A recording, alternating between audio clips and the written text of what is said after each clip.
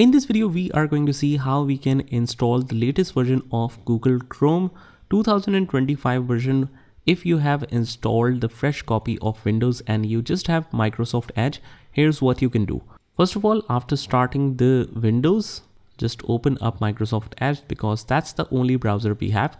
And once you have that open, just go to the google.com and just write Chrome here. Write Chrome, hit enter.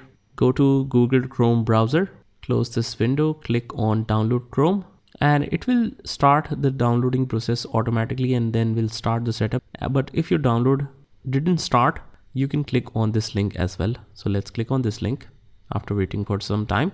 And now the download process has started. Let's click on open file, click yes. It's initializing the setup. Make sure you're connected to the internet.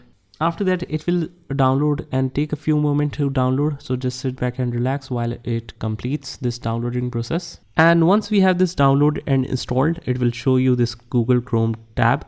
You can click on sign in if you already have an account. I'll just click on sign in here. It will ask for the confirmation, click yes.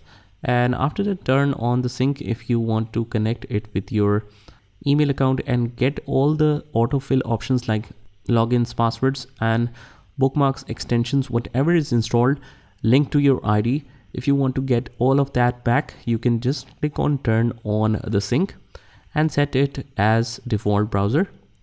Click OK, and this should be it. So this is how you install the latest version of Google Chrome. Just try this by yourself and I will see you in the next one.